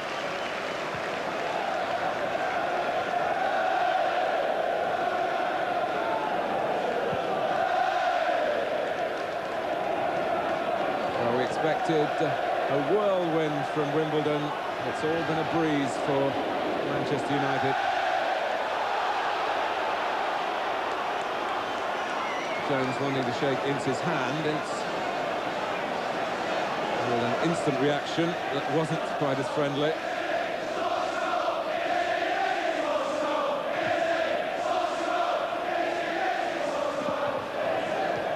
Oh. Fashanu can only flick it on for himself to chase. Dublin. Of course, was involved with Cambridge United in 2 splendid FA Cup runs. Twice they got to the quarter-final, and the 5th round was something of Dion's speciality. In 2 years back-to-back, he scored 5 goals in the 5th round of the FA Cup in total. But trying to show that Wimbledon can run with the ball as well as direct it forward with attempted long passes. McClair, good time to come on. Kanchelskis.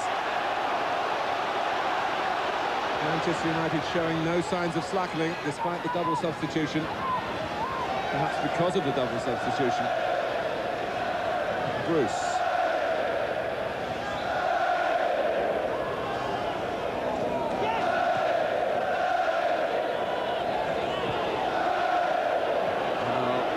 Cup tie, it's long since ceased to be a contest.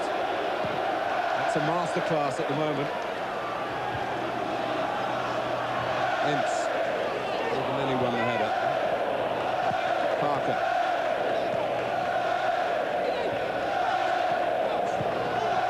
Dublin. Keane. McClair. Behind Fear. Giggs in the centre. Oh, deflected towards the goal and not into it by Barton. Sagers was straining to cover the near post. Could easily have been 4. Well, moves like this deserve to end in a goal. Again, it was wonderful play. You can see what he's trying to do. He's trying to just feed it in across the edge of the 6-yard box. But either Dublin or Giggs, I'd like to see him just put his foot behind the ball and smash it there.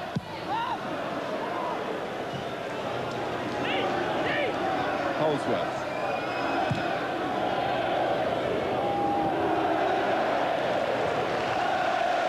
Again, Gary Pallister making it look effortless, which of course it hasn't been. Ince losing out, Fear snapping in.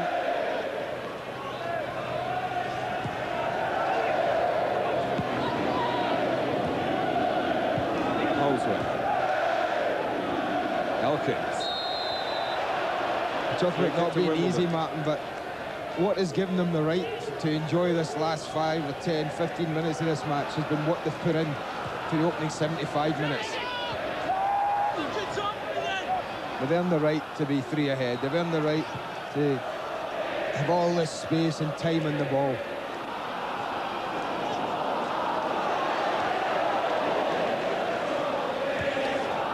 Well, if they were favourites for the FA Cup before this, what about the odds now? And it's not taking into account the FA Carling Premiership and the Coca-Cola Cup as well.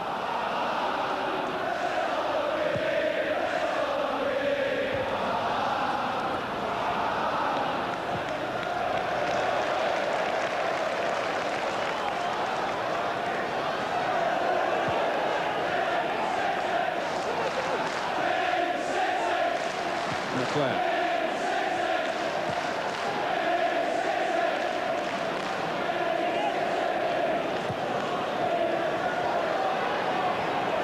Kanchelskis. And the slip Fear. Knocked away by Scales. That's who scored the second goal. Trying to inspire a 4th for Manchester United.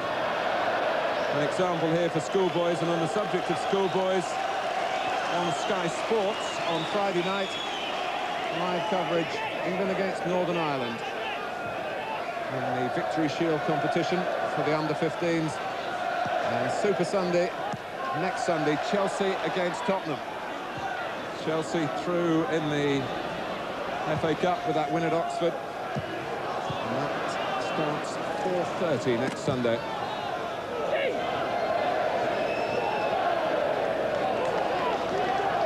Keane. But again, they're not just settling for keeping the ball. Ince, Dublin, claiming and getting the corner. What a great run from Paul Ince this late in the game. Strong, powerful, incisive.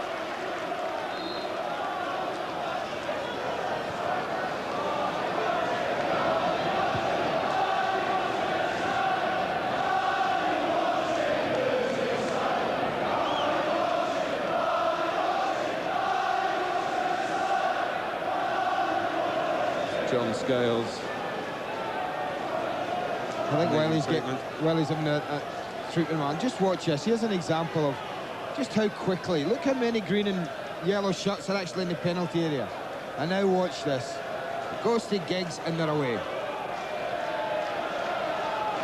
And they've now got 5 against 4 up there. And it's only too much weight in the pass that brings it to an end.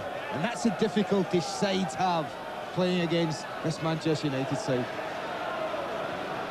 You're always frightened if you commit too many men forward.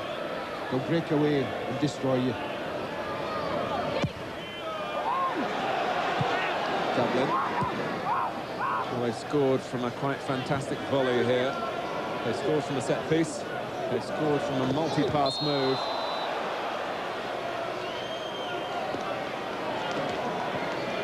Well, there'll be no hard feelings about the fouls now. Almost a token tackle by Dean Holsworth.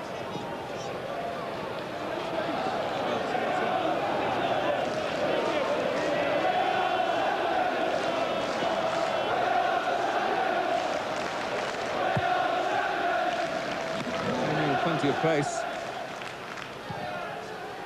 Segers for a second, just as though he might be deceived. The kick comes off the back of Bruce's head. Jones. Earl going in, Fashionu's there as well. Almost fell for fear.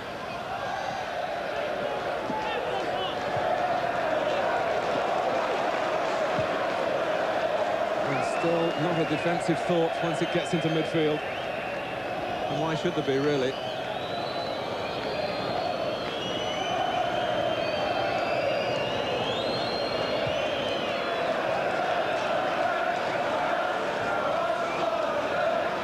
Kanchelskis.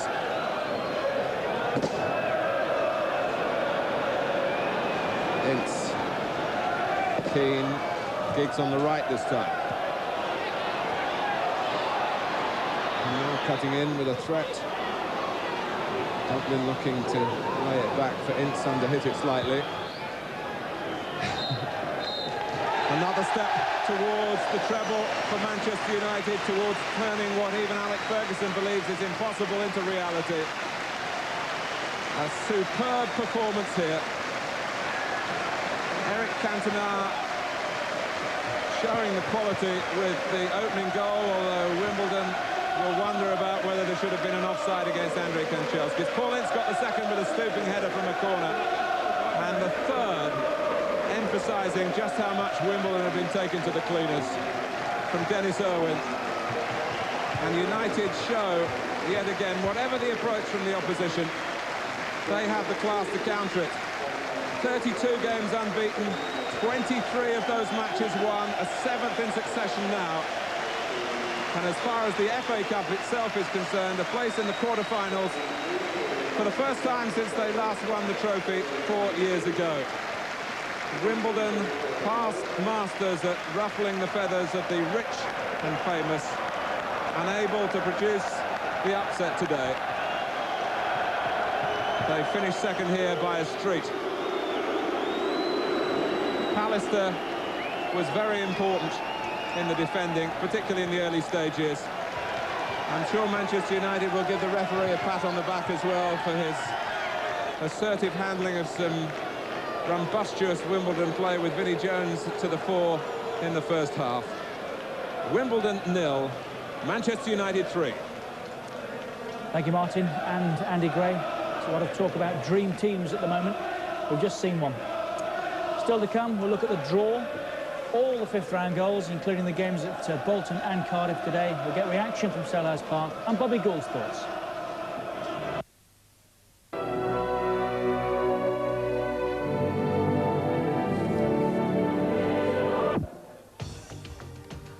So the match facts: Wimbledon 0, Manchester United 3. 4 shots from Wimbledon, 2 on target, 18 from United, 9 on target. They forced 10 corners and had 60% of the possession. Don't think we've seen that before. Still to come.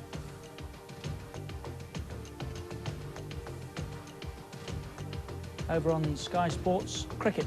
First test continues. West Indies against England.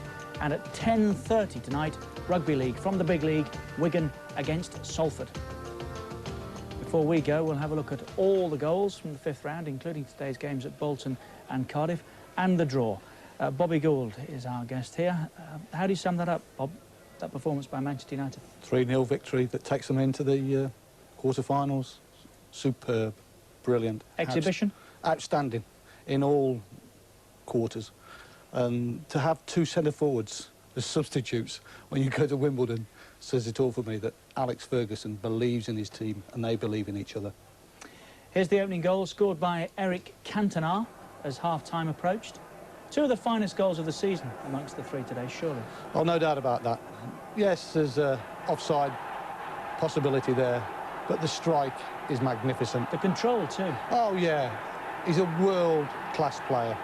And playing with his collar up now, he's showing the way for young people to play the game when he does things like this. The other side of Cantona, nobody wants to see, but that side is brilliant. Paul Ince got the second, started the second half, and Wimbledon must have fancied at this stage. If they got something, they were in with a shout. Yeah, but the man taking the corner missed a great chance, didn't he, to make it 2-0. Seegers saved it on the post. Takes a corner here. There he goes. Paul Ince gets in there, but there's nobody on the goal line there. I think they must have played for the percentage of saying, right, we'll try and get them offside here once the ball goes back in. But Manchester United have done their homework again. 3 red shirts there, not picking up Ince, and somebody's not tracked him down. There'll be an inquest there. Great header, Paul Ince. Hungry to score goals this season. Believe that's the 4th this season. And for a midfield player, that's a good ratio so far. Well, that's 2-0. Here comes the third now, all the way back to where it started, which is a throw-in for Wimbledon from Vinnie Jones. Now, let's count what happens here, Bob, in terms of the passes. I class that as 1 and 2, and then it's a knockdown by Warren Barton. That's 2 so far. Trying to get it out. That's 3. Kanchelskis. So simple now, Richard. 4. Paul Parker. 5. So simple. 6. No more than 2 touches so far. Ince, 7, Cantona, 8, 9 coming up. Everybody just taking 2 touch, keeping the ball rolling. He's had a 3rd touch there. 11? 11, 12, here he goes. Watching this now at home. 1, 2, there we go. Great skill, great balance, great feet. Oh, that's fabulous. 15, I think we lost count, didn't we? Oh, I think 12, 13 on the way. Manchester United, these 1-2s are part of the game now, Richard, and they spend time at the end of training sessions. What's the balance here? Takes him wrong way. Even Seegers in goal, he's caught going the wrong way as well. I sat here and clapped back just like Andy Gray did on the gantry back there. And the viewers at home must be relishing and enjoying every moment of this. They are a joy to watch, aren't Oh, they're a pleasure, Richard. And if he has to show the players this on the video back in the home ground or the training ground, they must be sitting there thinking, did we really play the ball that simple? Because that's all that goal was. And it could have been more, couldn't it? It really could have been more. 3-0 then to Manchester United. Now then, could Bolton do it again today? They were at home against Aston Villa. Commentator is Ian Dark. The attack, but it's broken up by Jason McAteer. This is not long towards Coyle, but Barrett is there. Still Coyle. And Patterson. Well, Bosnich showing great elasticity there. It was well struck by Mark Patterson off the outside of the left foot as well. Good skill. Nicely held up by Coyle, and he struck that well. This is Brown for Bolton. McAteer to Lee. Here's McAteer again. Steve Froggatt doing the defending for Villa. And Nat Lofthouse, the president of Bolton Wanderers and the man who scored 2 goals when they last won the Cup in '58. That's gone for a corner off Earl Barrett, and there are 1 or 2 appeals, notably from Tony Kelly here, for handball against Barrett. It's going out. Barrett leaves it. No, I think it hit his chest. McAteer. He's made a real impression in this FA Cup run, including a glorious goal to kill off Arsenal at Highbury. This is Patterson. Jimmy Phillips. Bolton have another chance. Coyle.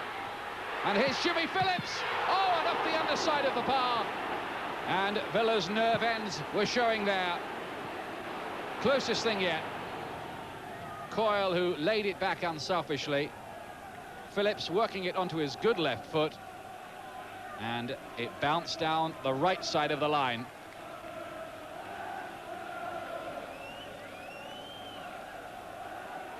Really was an escape that for Villa. Houghton playing this one wide to Neil Cox, who's been a bit unsettled at Villa Park of late. Saunders, good turn from him. Nodded down by Dalian Atkinson. Here he is again. And Aidan Davison getting down well, and lucky for Bolton that Dalian Atkinson didn't connect with this. But not that time. Cox again. Villa beginning to pick it up a bit. Saunders. And Townsend. Lots of power, only the direction was wrong.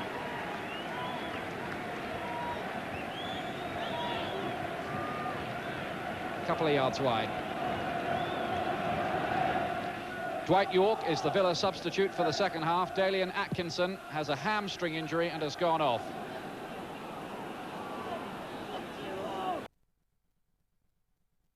This is Cox. Villa just upping the tempo a little at the start of the half. Dwight York the substitute. Cox again. McAteer getting it away, and then Coyle. Richardson. And this falls for York. And that is an incredible miss. Well, Jimmy Phillips did very well with his challenge, but York was through on goal. And from what is that, about 8 yards out, he put it something like 8 yards wide. Best chance easily for Villa. Lovely ball in. And Dwight York won't enjoy that video replay. That's McGrath getting it away. He's been towering again for Villa this afternoon. Free kick for Barrett's challenge.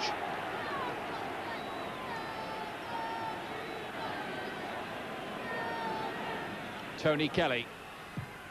Oh, he got that nearly right. Oh, Bosnich has made a mess of it, and Townsend was there just as well he was. But Bosnich there very nearly palmed this into his own net. Kelly's free kick. He meant to turn it over the bar, I think, and it almost drops down into the net. Townsend getting it away. Lovely ball from Kelly, who looks a good player in the midfield. Out here to David Lee, the winger who did so much to destroy Liverpool a year ago. And that will be another free kick. Again, Daly was the culprit. Anxious moments for Ron Atkinson and Jim Barron on the bench. This time it's Alan Stubbs who tries his luck, and he's done it! 9 minutes to go, and Bolton Wanderers are ahead. I think Mark Bosnich was expecting Kelly to try another chip. Instead, the defender Stubbs hit it low and hard. And was he unsighted a little by this? He gets his hand to it, but he can't keep it out. Alan Stubbs, who scored in the replay win at Everton, has done it again here. Only seconds remaining, surely. There is no more time. Bolton Wanderers, to the delight of their fans, are through to the quarter-finals. Wonderful scenes at Burnden Park, which is nearly full to capacity this afternoon. But this romantic cup run goes on. The list of FA Cup victims over the last 2 seasons now reads Liverpool, Everton, Arsenal, Aston Villa. It's too many to be a fluke. And this club, who haven't reached an FA Cup final since 1958, when Nat Lofthouse's goals beat Manchester United, is this their year for Wembley again? These fans believe it. Terribly deflating for the Villa players, beaten for the second time in 5 days by a team from